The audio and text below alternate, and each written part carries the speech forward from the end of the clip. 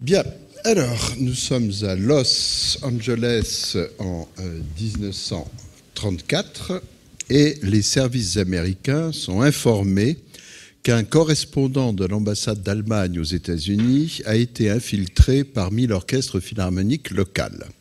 Il a pour mission de rendre compte des déclarations fréquentes d'Otto Klemperer, émigré allemand et directeur musical de la Phalange. Klemperer ne passe pas inaperçu. Il mesure 1,98 m. Il constitue un mélange d'humour sarcastique et de chutzpe, la forme juive du culot.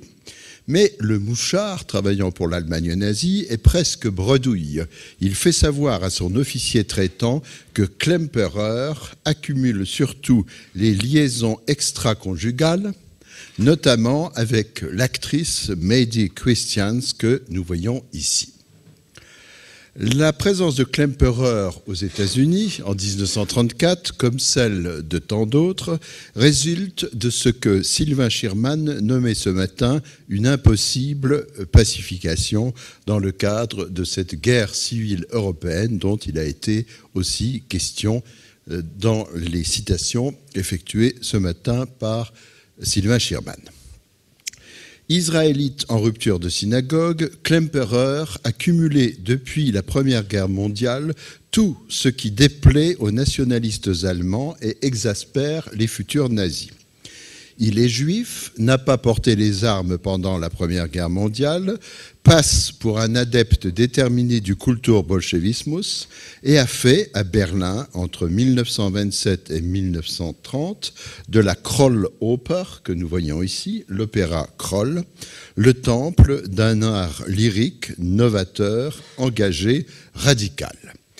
Cet art lyrique novateur, engagé, radical, va, nous le verrons tout à l'heure, disparaître, puisque, au propre comme au figuré, puisque nous voyons ici une photo qui montre une partie du bâtiment de la Krolloper après les derniers bombardements du début 1945.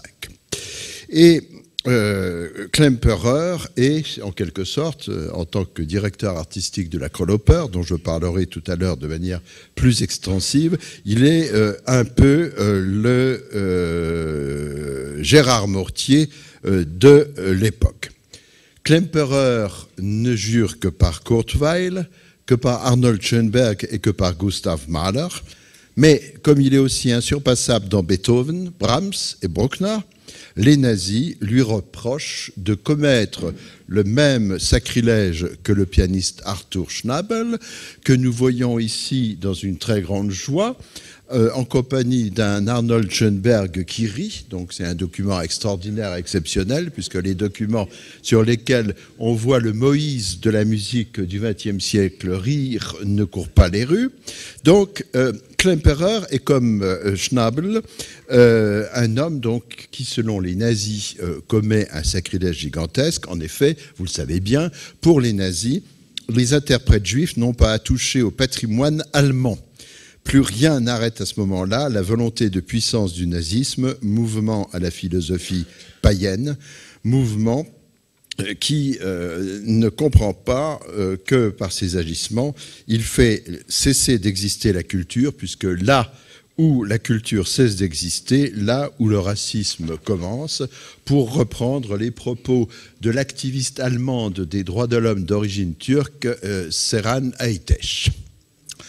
Klemperer admire profondément la Révolution française. Il s'inspire de Zola en 1933 puisqu'il est aussi compositeur, pour sa pièce chorale contre le nazisme intitulée tout simplement « J'accuse ». Celui qui nous intéresse à présent voulait combattre l'idée de la souffrance. La souffrance que nous voyons ici avec l'image d'un jeune couple et de leur enfant, une image prise à Barcelone durant, bien entendu, la guerre civile d'Espagne. Donc, Klemperer voulait combattre l'idée de la souffrance. Là où des hommes ont souffert, il aura pris leur parti. Il partageait toujours la souffrance de ceux qui souffrent.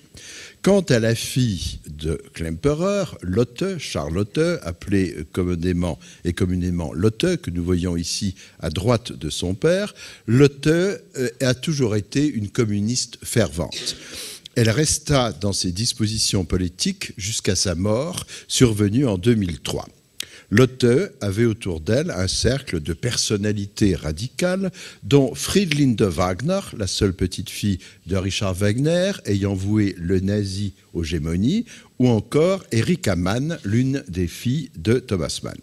Tout ce petit monde savait ce que signifie l'exil, dont les déclinaisons sont l'enfer de la souffrance, l'alcoolisme souvent malheureusement et la dépression nerveuse aussi très fréquemment. Les liens entre Lotte et le clan Mann perdurèrent bien longtemps après 1945. Un pareil cénacle représentait ce que Romain Gary nomma ce que les Américains et les communistes détestent le plus au monde, à savoir les cosmopolites. Appartenait aux mêmes sphères de ces exilés le prince Hubertus von Löwenstein, qui s'était imaginé pouvoir remplacer le régime nazi par l'instauration en Allemagne d'une monarchie constitutionnelle. Otto Klemperer était lui-même familier du monde des vies brisées. Il présentait depuis l'enfance une perturbation chronique psychiatrique bipolaire, alors dénommée trouble maniaco-dépressif, et associé aux symptômes dits du Black Dog, le chien noir, connu dans la littérature psychiatrique. Cette affection le contraignit à effectuer toute sa vie durant des séjours dans des cliniques spécialisées. On est en droit de se demander aujourd'hui ce qu'il serait advenu de Klemperer s'il n'avait pas pu quitter l'Allemagne en 1933. Aurait-il connu la fin des camps de concentration, comme celui de Buchenwald, où les gardiens SS nourrissaient les chiens, je cite, avec des tranches épaisses de saucisses et de bons morceaux de viande? Aurait-il été tué comme la mère du compositeur Karl-Heinz Stockhausen durant l'une des actions du pouvoir nazi, ses opérations T4 de sinistre mémoire? Voilà qui n'aurait certainement pas dérangé plusieurs concurrents de Klemperer, devenus les laquais d'Hitler, de Goebbels et de leur entourage proche. On verra ainsi Richard Strauss, que nous avons déjà vu aujourd'hui, diriger en 1936, lors de la cérémonie d'ouverture des Jeux olympiques de Berlin, l'effroyable Horst Wessel-Lied, Richard Strauss. Entre 1918 et 1938, Klemperer se voit confronté à des événements terribles. Il constitue une boîte de Pandore dont le contenu est l'adoption des lois de Nuremberg, la nuit de cristal, la guerre d'Espagne et tutti quanti. L'exil sera pour lui l'alternative à la discrimination à outrance. Mais, une fois en exil, Klemperer connaîtra d'autres discriminations. Il est, sur le sol américain, étranger. Il est différent. Ses valeurs sont critiquées. Il se tient à l'écart. Il s'isole, il ne manifeste pas la volonté de lutter avec d'autres réfugiés européens. Klemperer vit en Amérique les tensions très grandes qui existent depuis longtemps parmi les transfuges venus d'Europe et plus particulièrement d'Europe centrale. Ils ont amené, ces transfuges, avec eux des conflits non résolus, des rivalités féroces, des haines recuites. Une personnalité de l'envergure de Schoenberg n'y échappe pas. Un jour, Schoenberg se rend dans un restaurant de Los Angeles après un concert dirigé par Arturo Toscanini. Schoenberg dit alors à voix très haute « Ce Toscanini n'a jamais été capable de faire des programmes de concert intéressants ». Une autre caractéristique de la vie de Klemperer aura été son destin de juif errant. Son départ pour les États-Unis ne procède pas à une installation définitive sur le bouclier américain. Il est contraint, en 1946, de retourner vivre en Europe. Quelles raisons sont-elles à l'origine de cette étonnante réémigration ? La presse américaine fait état depuis des années des aventures féminines répétées de Klemperer. La presse américaine fait état, toujours depuis des années, de ses séjours pittoresques dans certains établissements nocturnes spécialisés, activités peu ragoûtantes pour des puritains méthodistes ou presbytériens. Klemperer fréquente des individus perçus comme dangereux, Brecht, Eisler, dont il a été parlé aujourd'hui, ou encore Thomas Mann. L'administration américaine, enquêtant à son sujet, découvre qu'il a eu jadis plusieurs conversations avec Lénine en personne. Dès lors, Otto Klemperer se trouve dans la ligne de mire de la Commission des activités anti-américaines, création du sénateur Joseph McCarthy. Comme l'expliquera la scénariste Zalka Viertel, Klemperer n'avait plus d'autre alternative que de revenir sur le vieux continent. Il n'avait pas de travail, une série d'ennuis de santé très graves s'était abattue sur lui. On connaît à cet égard les singularités du système américain de protection sociale. En outre, le passeport américain de Klemperer lui avait été retiré. Il devint alors directeur musical de l'Opéra de Budapest, capitale aux mains d'un régime contrôlé par le Kremlin, sur lequel flottait, c'est une tautologie, l'étoile rouge, et Klemperer resta dans cette fonction en Hongrie jusqu'en 1951. Au cours de sa carrière antérieure, celui qui récitait le chapelet en avion après sa conversion au catholicisme, et qui fut aussi énigmatique à quelque part que le sera Carlos Kleiber par la suite, avait présidé entre 1927 et 1931 aux destinées de la Krolloper dont j'ai parlé tout à l'heure. La Krolloper était l'emblème de la politique culturelle de la République de Weimar, au même titre que, dans un autre domaine, le Bauhaus. La mission de Klemperer à la Krolloper fut pour lui un observatoire idéal de la vie politique et sociale de l'époque. Soucieux de transformer Berlin en vitrine de la modernité radicale, les autorités culturelles du moment parvinrent à y attirer d'une manière perçue comme potentiellement pérenne des figures de l'envergure d'Arthur Schnabel, d'Arnold Schoenberg et aussi, bien sûr, de Klemperer. L'organisateur de ces mystères magnifiques était le docteur Leo Kestenberg, que vous voyez ici en photo. Il était le directeur de la musique au ministère prussien de la Culture. Une fois les nazis au pouvoir, Kestenberg dut partir pour la Palestine mandataire. Il devint ensuite l'un des acteurs culturels de l'État d'Israël. Et c'est la raison pour laquelle le souvenir de Kestenberg est aujourd'hui évidemment entretenu en Israël, ainsi que vous pouvez le constater à la vue de cette plaque commémorative. Israël, donc, l'acteur culturel Kestenberg, certes, mais aussi Klemperer qui dirigera en 1970 en Israël, et Klemperer qui, durant la même année 1970, se fera délivrer par les autorités israéliennes un passeport diplomatique. Or, Klemperer, à ce moment-là, a déjà été réintégré dans la nationalité allemande. Il a 2 passeports. Je reviens à la Krolloper. La Krolloper est une aventure destinée à créer un nouveau public. Elle constitue une alternative mise en place pour attirer les couches populaires de la société allemande vers la haute culture. Tant Kestenberg que Klemperer et leurs affidés ne pouvaient plus se contenter de l'offre de l'opéra Unter den Linden et de l'opéra municipal de Charlottenburg, territoire de la bourgeoisie conservatrice ou de spectateurs à l'esprit Biedermeier. Comme je viens d'employer un terme autrichien, je ne peux pas faire l'impasse sur le festival de Salzbourg dont Michael Haas ce matin nous a entretenus. Otto Klemperer a dirigé à Salzbourg seulement après la Seconde Guerre mondiale.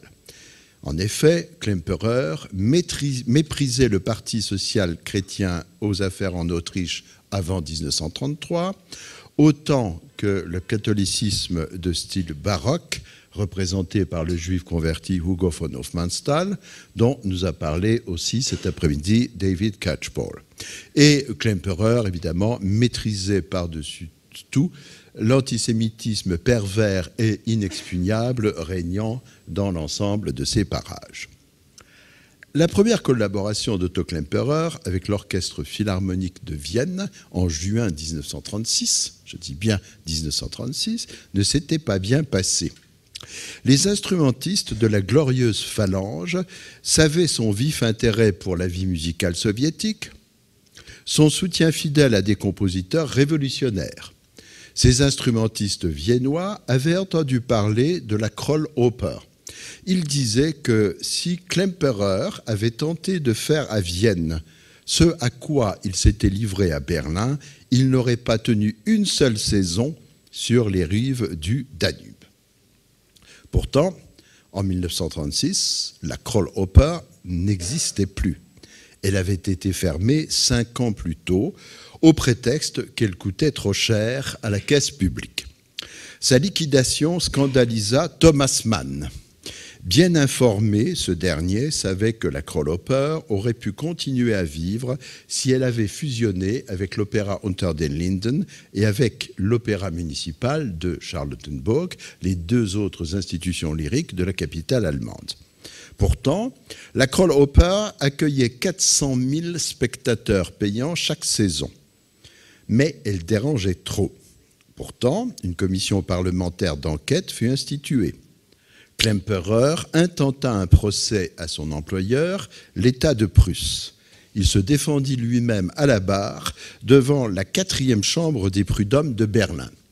Reproduits par les journaux, ces propos nous intéresseront. D'abord, je suis ici une espèce de déporté, comme l'a été Alfred Dreyfus au bagne.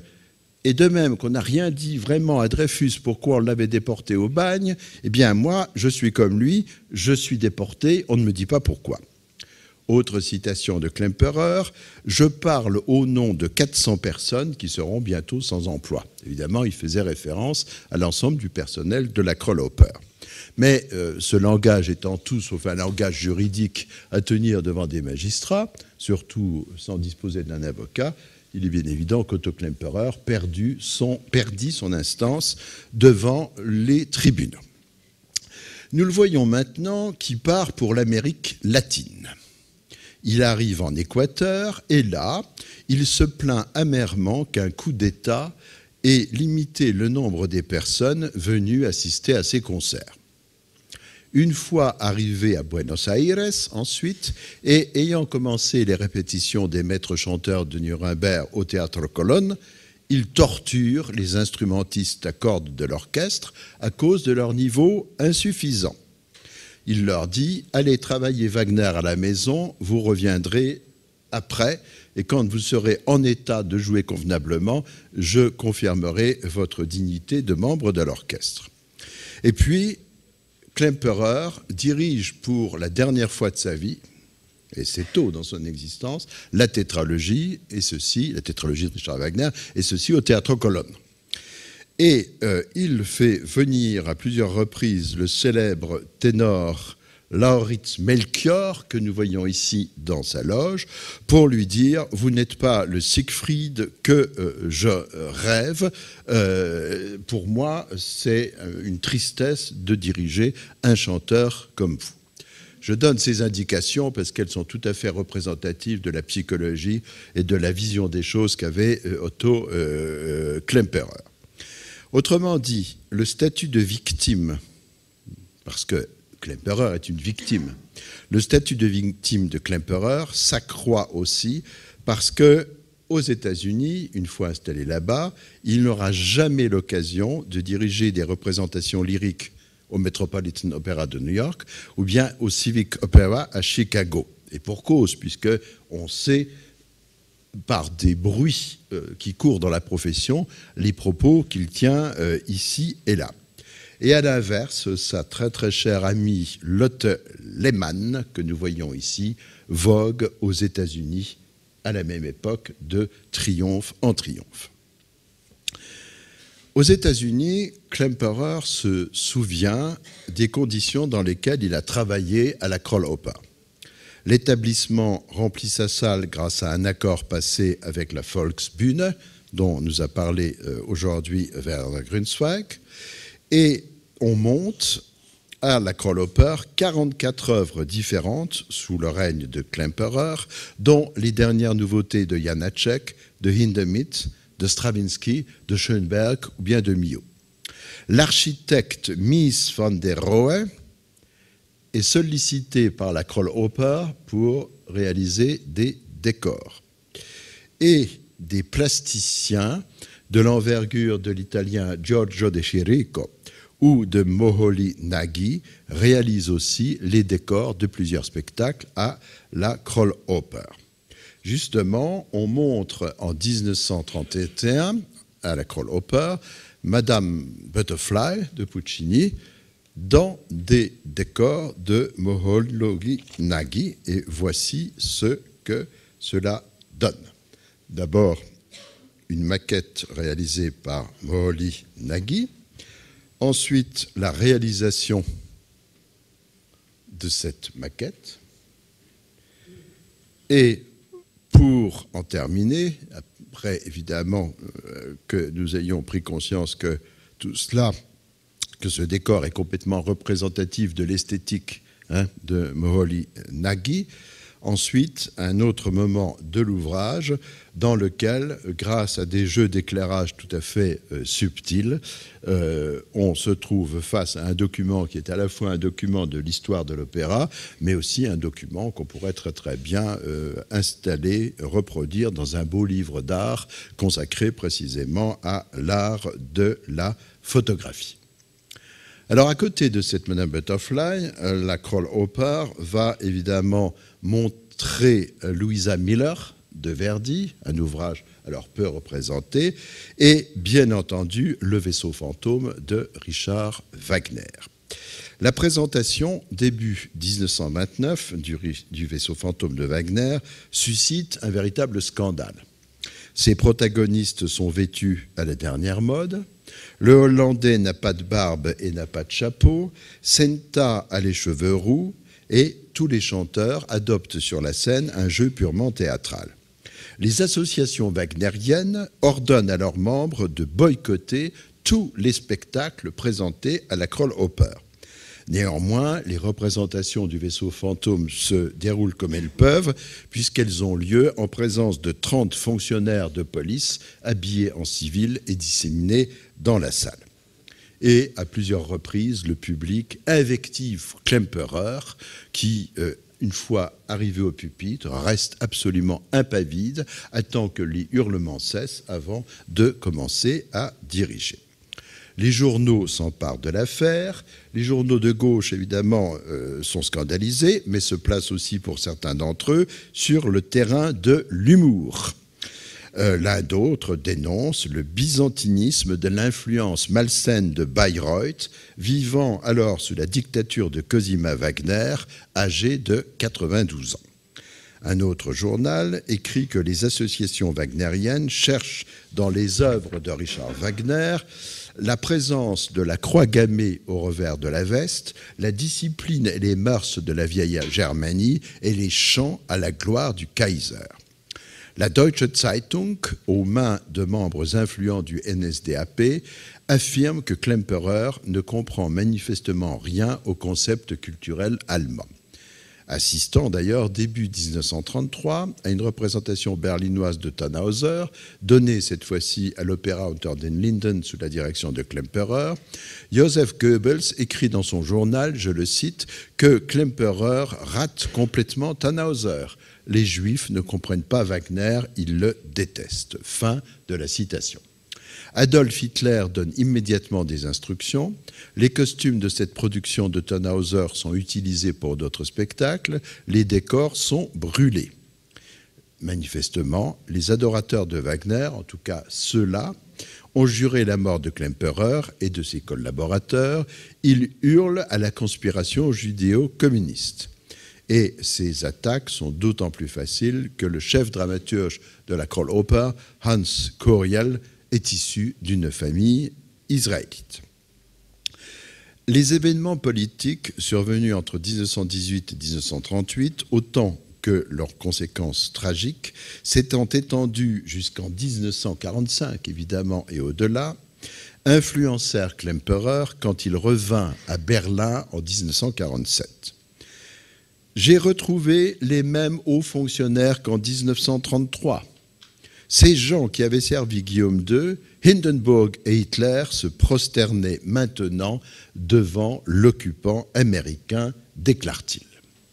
En 1970, Klemperer présente à la tête du New Philharmonia Orchestra de Londres et devant le public de Bonn, la capitale de la République fédérale d'Allemagne, afin de célébrer le bicentenaire de la naissance de Beethoven, précisément 2 concerts Beethoven.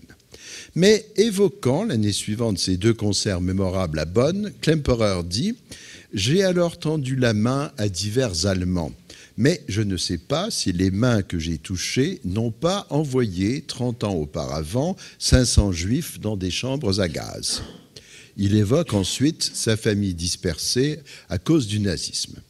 Enfin, Klemperer s'en prend, au cours de la même conversation, à la perversité d'Adolf Eichmann.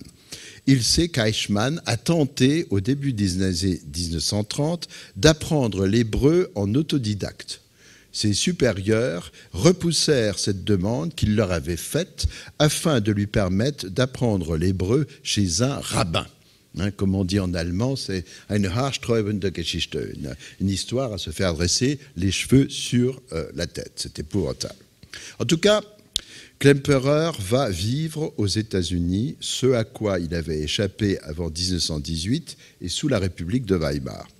Ses nombreuses frasques sexuelles abordées dans la presse, son intérêt très limité pour la Californie du Sud, sa santé défaillante, perturbée par une tumeur au cerveau et une paralysie partielle, le privent progressivement de travail comme ce faisant d'argent.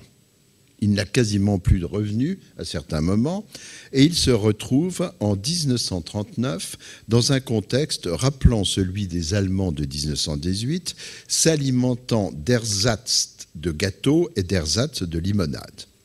Lotte, la fille de Klemperer, nourrit et son père et sa mère nourrissent ses parents en travaillant en Californie dans une usine d'armement. Bien qu'issus d'une famille bourgeoise, ses cousins Georg et Victor ayant été respectivement le médecin des dirigeants de l'Union soviétique et le linguiste réputé que l'on sait, Otto Klemperer vit alors dans ce que l'on appelle aujourd'hui le déclassement. Il est logé dans une maison minuscule et il fait l'expérience de relations très compliquées avec les milliardaires. William Andrew Clark Jr., le président de l'Orchestre philharmonique de Los Angeles, qui est l'employeur de Klemperer, tant qu'il exerce cette fonction, est un Crésus du pétrole. Mais il traite Klemperer comme un saltimbanque. Le chef d'orchestre, n'ayant pas la culture de l'argent et des relations publiques à l'américaine, n'est pas à son aise. Il déteste les cocktails, les mondanités et l'autoreprésentation à l'américaine.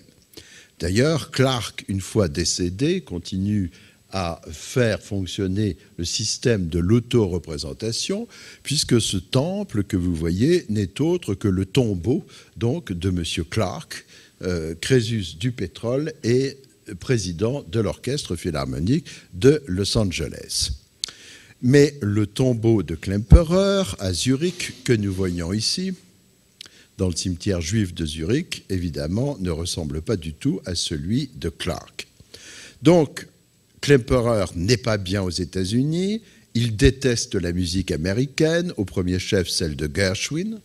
Quant au public de Los Angeles, il dit qu'il est désemparé devant les programmes composés par Klemperer. Le maestro ressent vite du mépris à l'égard des auditeurs américains. Ce ne sont pas ceux de l'Europe centrale et de la planète des soviets. Il a tendance à les considérer comme des membres de peuplades demeurés à l'écart absolu de la civilisation.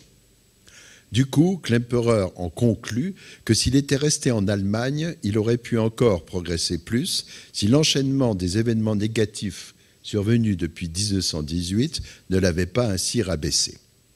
Son amertume est immense, elle s'accrut après qu'il ait rapidement découvert que la plupart des Américains ne passaient pas comme lui des journées entières à lire des ouvrages de Kant et des livres de sociologie. Ces heures américaines interminables, dans leur tristesse profonde, devenaient des ténèbres quand Klemperer songeait aux tournées qu'il avait effectuées entre 1922 et 1937 dans ce qui était son nouveau monde à lui, c'est-à-dire l'Union soviétique. Il ne saurait être question, en l'occurrence, de véritables lobbies et de lubies, il ne saurait être question, en l'occurrence, d'idées fixes de la part de Klemperer, quand il est question de ceci, mais il ne fit jamais mystère de sa considération pour le régime soviétique. Son apparition en juin 1951, à la tête de l'orchestre du Concertgebouw d'Amsterdam, fut marquée par une exécution mémorable de la 9e symphonie de Dmitri Shostakovich. Mais, comme l'indocile Klemperer avait été décoré de l'ordre de Lénine, que nous voyons ici, la plus haute décoration soviétique lorsqu'il se produisait en Union soviétique avant la guerre, il se présenta devant le public néerlandais en arborant cette distinction au revers de son frac. Un geste pareil suscita un épouvantable scandale dont on parla des décennies entières aux Pays-Bas. Klemperer mit hors de lui les monarchistes néerlandais qui avaient été ulcérés d'entendre sans cesse, pendant les réceptions suivant les concerts, l'inévitable Lotto Klemperer, qui accompagnait son père partout, Lotto Klemperer faisant dans les salons de la noblesse néerlandaise l'éloge de Staline et du collectivisme soviétique. Et elle répondait à ses interlocutrices et à ses interlocuteurs que, comme son père, elle avait énormément souffert et qu'elle savait ce que c'était que le bolchevisme. Et que ce bolchevisme contre lequel on s'était tellement dressé dans l'Allemagne de Weimar, et évidemment sous le nazisme, n'avait rien d'aussi terrifiant qu'on le prétendait, et que le prétendaient certains documents iconographiques qui avaient circulé avant l'accession d'Hitler au pouvoir et après l'arrivée du même au pouvoir. Par quel ressort psychologique Otto Klemperer en était-il arrivé à se montrer à Amsterdam, au pupitre du Concertgebouw, avec l'ordre de Lénine au revers de son vêtement de concert? Sûrement à cause du manque de reconnaissance, à cause de l'exclusion et de l'ostratisme dont il avait été la victime à cause du nazisme. Il avait connu aux États-Unis un isolement progressif. Il ne s'était jamais livré en Amérique à des activités de représentation et il n'avait jamais pu dire, comme Thomas Mann, « Là où je suis est l'Allemagne ». Klemperer n'avait non plus jamais eu l'audace de De Gaulle qui déclarait à Londres « Je suis la France ». Klemperer n'était pas un politicien. Telle était l'opinion du compositeur Paul Dessau. Pour Paul Dessau, Klemperer tendait seulement vers une gauche affirmée. Ce que vit Klemperer au pays des soviets s'opposait bien sûr au spectacle auquel il était confronté dans l'Allemagne des années 1920, le spectacle d'une jeunesse nationaliste et égoïste, sans foi, sans fidélité, assoiffée de sang illimité, celle évidemment des SA, et je cite ici Joseph Roth. Conduit par un esprit véritablement missionnaire, Klemperer conduisit en URSS à un moment où la chape de plomb de Staline et de ses complices n'avait encore pas été coulée sur une mosaïque de près de 20 républiques. Le chef d'orchestre avait fait découvrir aux gouvernants et aux mélomanes soviétiques des œuvres dont il disait qu'ils n'étaient pas friands. Un exemple, la Kleine Dreigroschen-Musik, la petite musique de l'opérette Katsu, tirée par Kurt Weill de son opérette Katsu, soit une suite de concerts donnés en création mondiale sous la direction de Klemperer à la Kroll-Oper en février 1929. Si Klemperer dirige aussi la première audition soviétique de cette œuvre, il se voit contesté pour ce choix par les critiques soviétiques. Ils affirment que cette partition est indigne des grandes salles de concert de Moscou ou de Saint-Pétersbourg. La raison d'une telle hostilité découle du mépris soviétique à l'égard du jazz, expression de l'Amérique détestée, autant que d'une communauté à l'égard de laquelle le racisme vernaculaire est déjà à la tâche, la population afro-américaine, défendue par le sociologue William Edward Burkhard Dubois. On ne saurait avoir l'ingénuité de croire que le jazz, condamné avec fureur par les nationalistes allemands et déjà interdit outre-Rhin durant la Première Guerre mondiale, y avait beaucoup d'adeptes. Quant au racisme, il fleurissait depuis longtemps dans les colonies allemandes. L'incipit de l'une des chansons les plus connues de 1919 en Allemagne commençait par « Le nègre a mordu son enfant ». Une autre calamité russe tenace, puis soviétique, ne contribua pas non plus à ce que les triomphes de Klemperer à Minsk ou à Tomsk soient exempts d'arrière-pensée. Il s'agit évidemment de l'antisémitisme, le concernant autant lui-même que Weill et que Gustav Mahler, dont il fut notamment à Moscou, après Oskar Fried, l'un des premiers grands interprètes. Fréquentant, au cours de ses séjours en Union soviétique, les metteurs en scène qui, sous Staline, furent à minima en très grande délicatesse avec le régime, Klemperer engagea même l'un d'eux, Natalia Zatz, pour mettre en scène Falstaff de Verdi à la Kroll-Oper. Juive comme Klemperer, la talentueuse Zatz eut droit par la suite à des récompenses entre guillemets terribles. Elle passa 21 ans au goulag, puis dans la relégation administrative sibérienne. Zatz vécut alors une des pires terreurs des artistes soviétiques, terreur partagée par Dmitri Shostakovich. Je ne sais pas grand-chose en l'état actuel de mes recherches sur les relations exactes entre Shostakovich et Klemperer. Cependant, l'homme de théâtre Konstantin Stanislavski et Léon Trotsky figuraient au nombre des auditeurs fidèles, les plus fidèles de Klemperer lorsqu'il se présentait devant le public soviétique. Comme il fut ensuite installé aux États-Unis, Klemperer, évidemment, échappa totalement aux conséquences de l'opération Barbarossa provoquée par l'Allemagne nazie. Klemperer avait-il tendance à embellir le tableau quand il relatait ses expériences soviétiques de l'avant-guerre? Il fut discret, sauf erreur ou omission de ma part, au sujet du père Ziemfans, cette formation orchestrale jouant sans chef d'orchestre qu'il entendit en Union soviétique en 1925. Une pareille configuration autonome, évidemment, n'était pas bonne pour son ego, ni pour celle de ses autres collègues chefs d'orchestre. Pour le reste, Klemperer était des plus élogieux. Les plus beaux souvenirs de ma carrière sont en Union soviétique. Quelle bêtise que la propagande occidentale quand elle affirme que l'Union soviétique est un pays d'athées. J'ai dirigé des dizaines de fois en Union soviétique la Missa Solemnis de Beethoven, le Deutsches Requiem de Brahms ou encore Parsifal. Voilà qui contredisait pleinement les propos des Russes blancs. Ainsi, l'un d'eux, réfugié à Istanbul à la même époque et devenu dresseur d'animaux, déclarait « Les artistes ne peuvent plus vivre aujourd'hui en Russie, l'atmosphère dans l'art n'y est pas supportable ». Une bonne partie des informations contenues dans ma communication d'aujourd'hui est entièrement inédite. Ces informations se trouvent dans les archives privées du cinéaste néerlandais Philo Breckstein, ayant réalisé 2 documentaires sur Otto Klemperer. Ces archives sont conservées à Amsterdam.